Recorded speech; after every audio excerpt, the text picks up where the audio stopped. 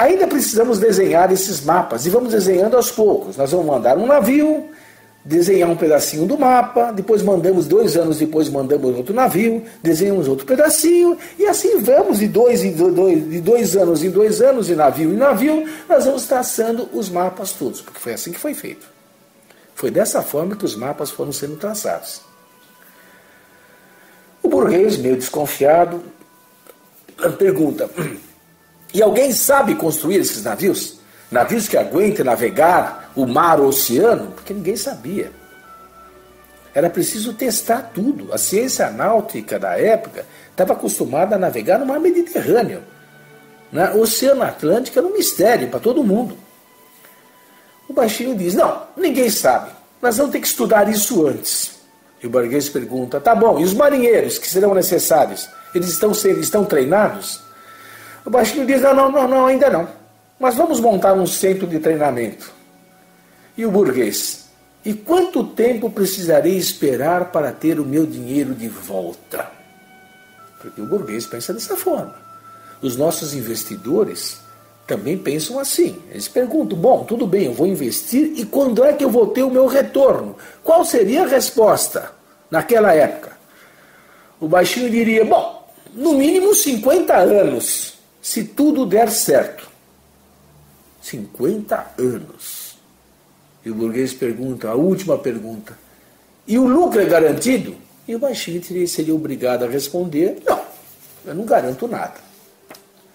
Agora eu pergunto para o senhor, pergunto para vocês, meu caro ouvinte, minha cara ouvinte: se você fosse esse burguês, você investiria? Você tiraria do seu bolso as suas preciosas moedas de ouro para investir num empreendimento que talvez dê lucro daqui a 50 anos? Eu acho que a resposta honesta de qualquer um seria não. Há outros investimentos mais seguros do que esse. No entanto, os portugueses fizeram investimento. Costumam dizer: não, é claro, eram portugueses que fizeram investimento. Não, eles fizeram investimento por ideal. O desejo deles não era o lucro imediato. Eles tiveram lucro. Tiveram um grande lucro com as navegações. Mas não foi o principal motivo. Não é racional imaginar que o motivo das navegações, o principal motivo, o investimento inicial, tenha sido por razões econômicas. Não tem cabimento, não funciona isso. É preciso pensar de uma outra forma. Muito bem. Quais eram os motivos que os navegantes naquela época alegavam para fazer os descobrimentos? Quais eram os motivos que eles escreviam, que os documentos da época existem? Vamos ler os documentos da época e perguntar aos documentos qual era o motivo de se fazer as navegações. Há um historiador russo, Todorov, que comenta o seguinte: basta ler os escritos, por exemplo, de Cristóvão Colombo, para nos convencermos de que seu empreendimento não tinha de forma alguma cobiça do ouro. Ele diz: o ouro é um valor demasiado humano para interessar verdadeiramente a Colombo.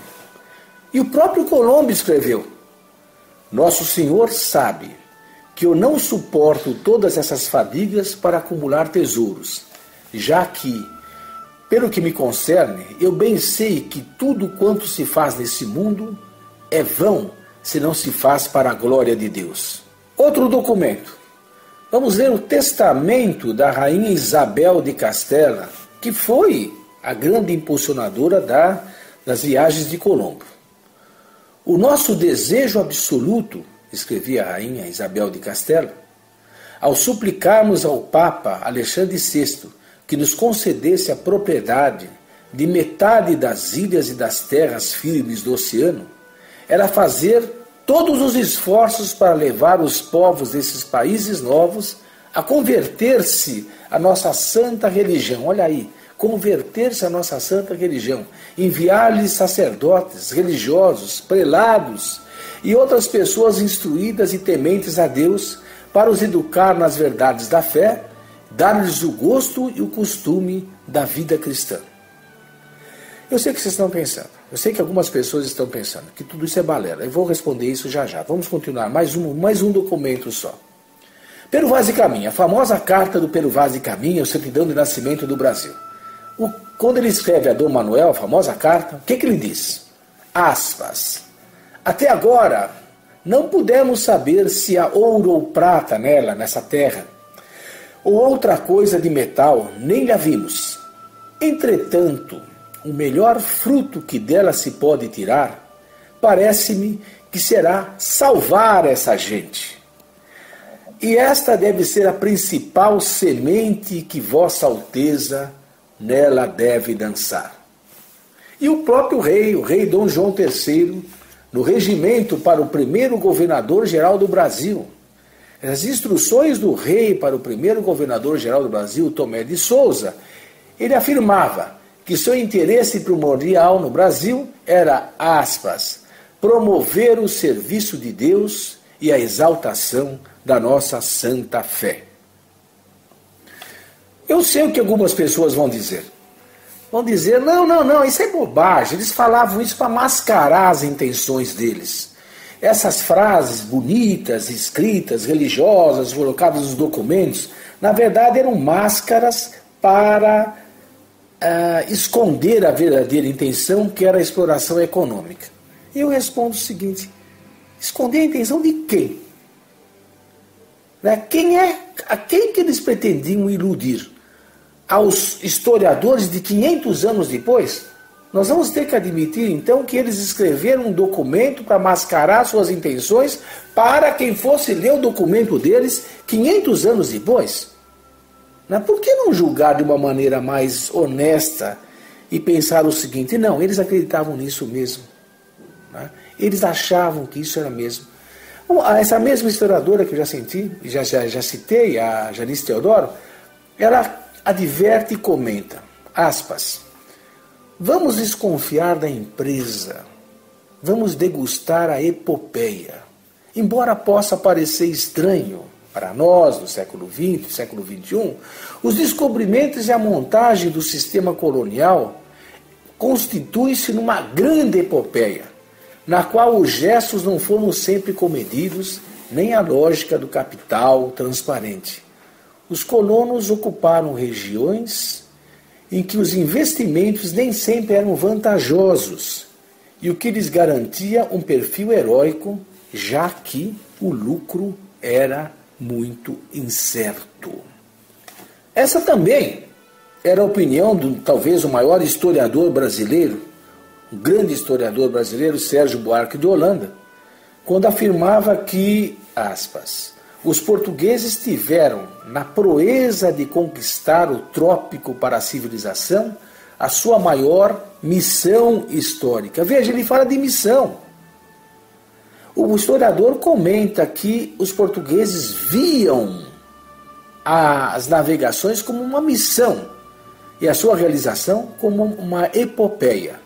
E outro historiador, Linhares de Lacerda, comenta: o testemunho de escritores e cronistas da época não deixa dúvidas a respeito do valor e da sinceridade pura dos grandes monarcas, dos nobres dos castelos, dos mais altos auxiliares do governo, dos mestres de todos os ofícios e do povo em geral, relativamente aos projetos de Portugal e Espanha, quanto ao resgate da cristandade e a dilatação dos domínios da fé até as mais longínquas e ignotas paragens da terra.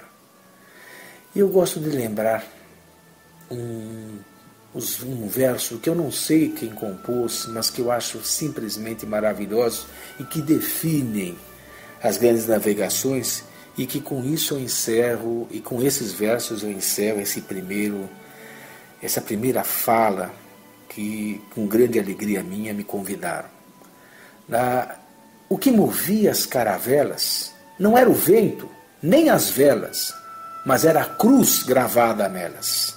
O que movia as caravelas era a cruz. Muito bom dia.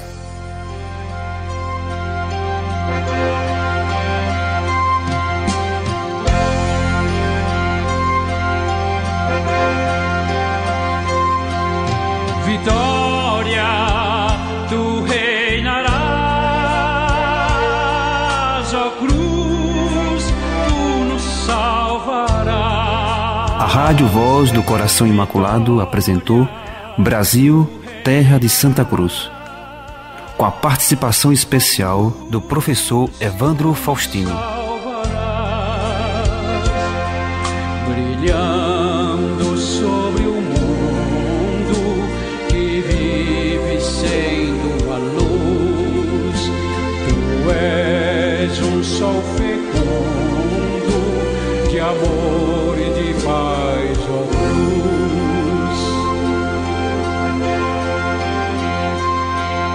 Vitória, tu reinarás, ó cruz, tu nos salvarás. Vitória, tu reinarás, ó cruz, tu nos salvarás. Aumenta a confiança do pobre, do pecador, confirma nossa esperança na marcha para o Senhor.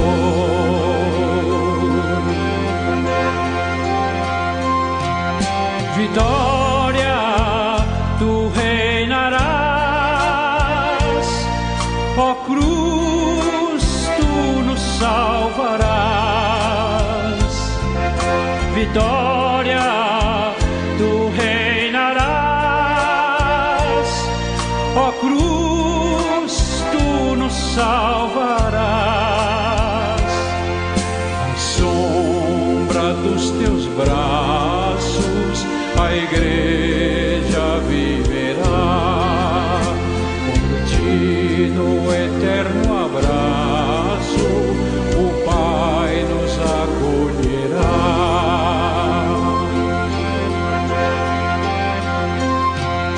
Vitória, tu reinarás, ó cruz.